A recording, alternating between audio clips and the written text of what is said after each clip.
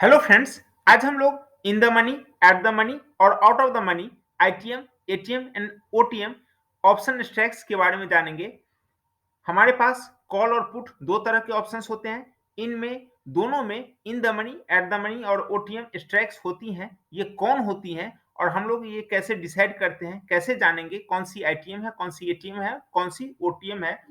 शुरू करते हैं आज का वीडियो। सबसे पहले तो जैसा कि हम लोग जानते हैं ऑप्शंस दो तरह के होते हैं, कॉल ऑप्शंस और पुट ऑप्शंस। कॉल ऑप्शंस को सीई, कॉल यूरोपियन, और पुट ऑप्शंस को पीई से भी हम लोग जानते हैं, डिनोट करते हैं। कॉल ऑप्शंस हम लोग तब खरीदते हैं जब हम लोग को ऐसा लगता है कि बाजार यहाँ से ऊपर जा सकता है, बाजार ऊपर जाने का चांस हो। और पुट ऑप्शंस हम लोग तब खरीदते हैं जब बाजार गिरने को होता है या हम लोग को ऐसा लगता है कि बाजार यहाँ से गिर सकता है। तो अगर आपको कॉल ऑप्शंस खरीदना हो तो आपको वह पैसा तब देगा जब बाजार ऊपर जाएगा, और अगर आप पुट ऑप्शंस खरीदते हैं तो आपको पैसा तब देगा जब बाजार वहां से नीचे जाएगा। अब जानिए, अगर निफ्टी 18,000 है तो कॉल ऑप्शंस में कौन सी स्ट्राइक आईटीएम होगी, कौन सी एटीएम होगी और कौन सी ओटीएम होगी। हमने मान लिया है कि निफ्टी 18,000 चल रहा है बाय डिफॉल्ट। अब आईटीएम स्ट्राइक कौन सी होगी? Strikes less than 18,000 value.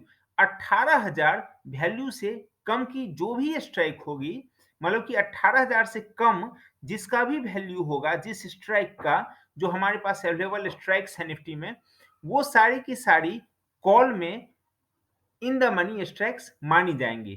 ठीक है, जैसे 17,900, 17,800, 17,500, 17,000, ये सब 18,000 वैल्यू से कम की स्ट्राइक है, इसलिए कॉल में इन द मनी स्ट्राइक्स मानी जाएंगी। अब एटीएम स्ट्राइक्स क्या होता है? एटीएम एट द मनी और सेंटर, यानी कि जहां पर बाजार करंटली चल रहा है, जहां पर मार्केट अभी चल रहा है, ट्रेड कर रहा है। फॉर एग्जाम्पल 18,000 अगर बाजार चल रहा है, या मान लेते हैं 17,990 चल रहा है या 18,010 चल रहा है, तो उस सब केस में 18,000 का जो कॉल होगा वही हमारा एटीएम स्ट्राइक होगा। अब ओटीएम क्या होगा? OTM strikes bigger than 18,000 value. जिस स्ट्राइक्स का वैल्यू जो होगा 18,000 से अधिक होगा, मतलब जैसे 18,100, 18,200, 18,500, 19,000, इसका वैल्यू 18,000 से अधिक है, तो 18,000 वैल्यू से अधिक की जो भी स्ट्राइक्स होंगी वो कॉल में ओटीएम स्ट्राइक्स हो जाएंगी, out of the money strikes मानी जाएंगी। ठीक है, अब जानते हैं पुट में क्या होगा। वही कंडीशन यहां पे रखते हैं कि 18,000 निफ्टी चल रहा है। अब आईटीएम में क्या होगा? ITM strikes bigger than 18,000 value. Put में उल्टा हो जाता है। पुट में 18,000 वैल्यू से जो भी अधिक की स्ट्राइक्स होंगी, जैसे 18,100, 200, 18,500, 19,000, ये चूंकि इसका वैल्यू 18,000 से अधिक है, ये सारी स्ट्राइक्स जो होंगी पुट में, वह इन द मनी स्ट्राइक्स मानी जाएंगी। एटीएम क्या होगा?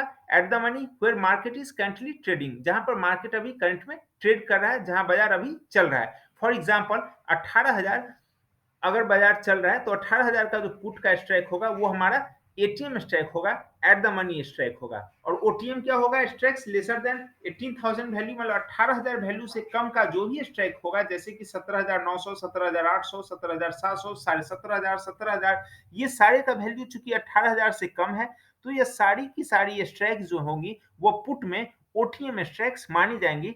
ये सारी की सारी ओटीएम स्ट्राइक्स पुट में हो जाएंगी।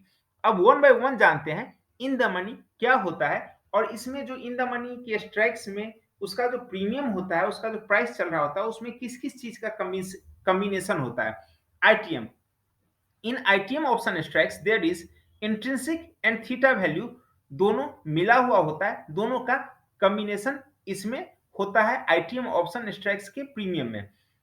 इंट्रिंसिक वैल्यू का मतलब है जो उसका एक्चुअल वैल्यू है, जो अगर वहां पे बाजार बंद हो जाता है तो उस स्ट्राइक्स में जो एक्चुअल वैल्यू बचा हुआ होगा वो हमेशा रहेगा ही, जो उसका वास्तविक मूल्य होगा। और थीटा वैल्यू वो होता है जो टाइम के साथ साथ खत्म हो जाता है, जैसे जैसे एक्सपायरी नजदीक आती जाएगी वैसे वैसे थीटा वैल्यू कम होते जाएगा, टूटते जाएगा, और एक्सपायरी के समय वह खत्म हो जाएगा। अब मानिए कि निफ्टी 18,000 चल रहा है, उस केस में 17,500 ऑप्शन का जो रेट होगा वो मान लेते हैं कि 550 रुपया चल रहा है। एक चीज क्लियर है कि 17,500 कॉल जो होगा वह आईटीएम स्ट्राइक है, जैसा कि मैंने पहले भी बताया था कि 18,000 वैल्यू से कम का जो स्ट्राइक होगा, तो 18,000 से कम वैल्यू का स्ट्राइक हुआ 17,500 का कॉल, तो यह कॉल में आईटीएम स्ट्राइक हो जाएगा। तो कॉल 17,500 चूंकि आईटीएम स्ट्राइक है, और मान लेते हैं कि इसका जो प्रीमियम चल रहा है, जो प्राइस चल रहा है 17,500 कॉल का, वो 550 रुपया चल रहा है। तो इसमें 500 रुपया, चूंकि 18,000 बाजार चल रहा है और 17,500 का वो स्ट्राइक है कॉल का, तो इसका जो डिफरेंस है वह 500 रुपया है। तो ये 500 रुपया जो है वो उसका वास्तविक मूल्य है, असली मूल्य है, जो उसको होना ही है वो रहेगा ही। ठीक है, अगर बाजार वहीं पे बंद हो जाता है तो ये 500 रुपया हमारा इंट्रिंसिक वैल्यू है। और जो ये एडिशनल 50 रुपीज है वो हमारा टाइम वैल्यू है, थीटा वैल्यू है, जो टाइम के साथ साथ खत्म हो जाएगा।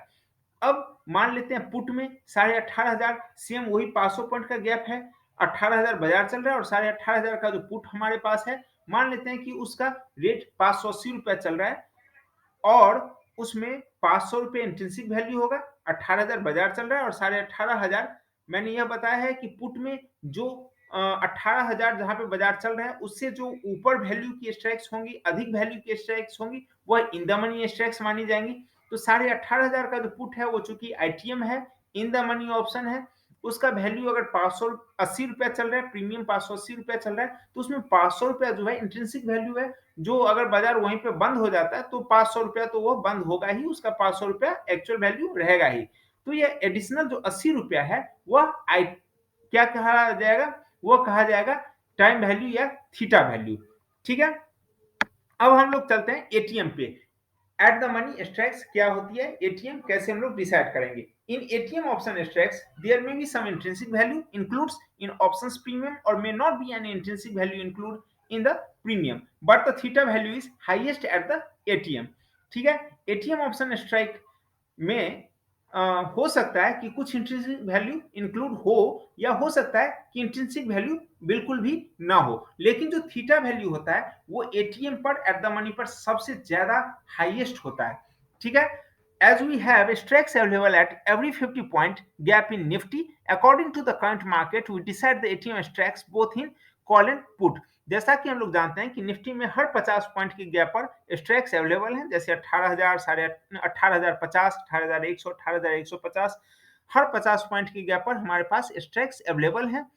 तो मार्केट कहाँ चल रहा है उस हिसाब से एटीएम स्ट्राइक्स कौन सी होगी कॉल और पुट में, ये हम लोग डिसाइड करते हैं। वैसे ही यह डिसाइड होता है कि एटीएम स्ट्राइक्स कौन सी होगी।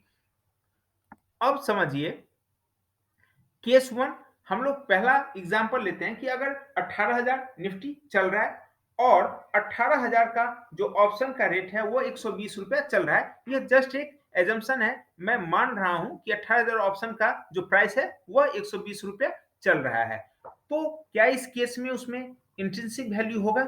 नहीं, बिल्कुल नहीं होगा, क्योंकि अगर 18,000 पे ही एक्सपायरी हो जाता है तो 18,000 कॉल का रेट भी जीरो ही बंद होगा, उसका कुछ भी वैल्यू नहीं रहेगा।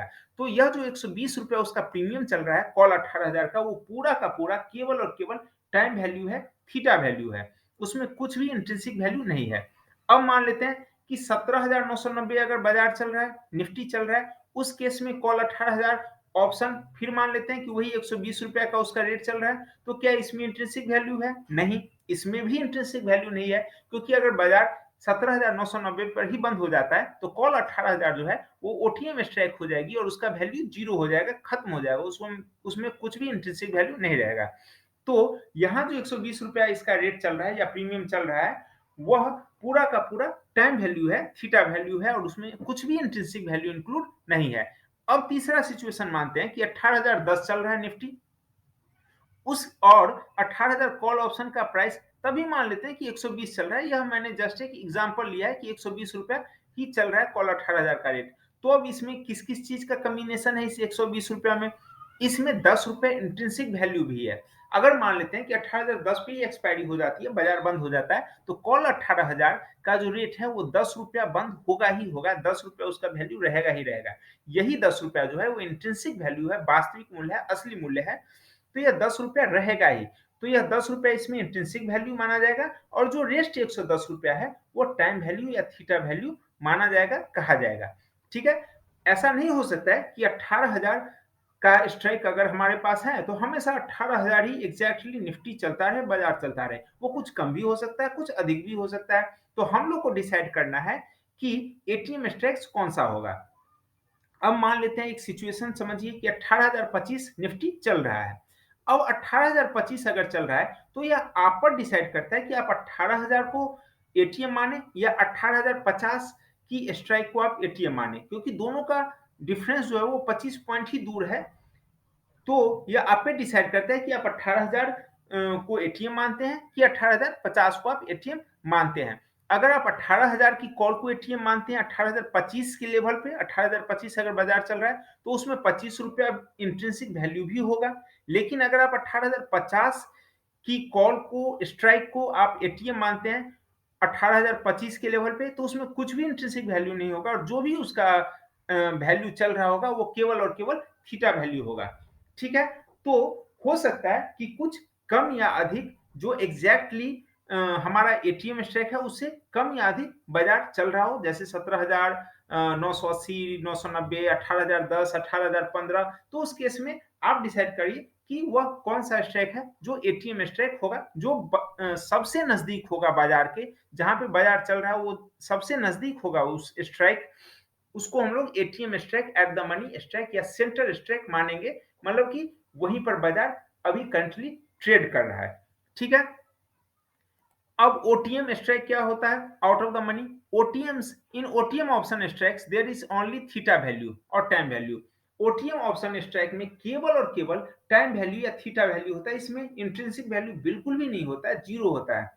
ठीक है, मतलब मान लेते हैं कि 18,000 अगर निफ्टी चल रहा है तो 18,100, 18,200, 18,500, 19,000, ये सारा का सारा जो कॉल में स्ट्राइक होगा वो सारा का सारा ओटीएम स्ट्राइक होगा।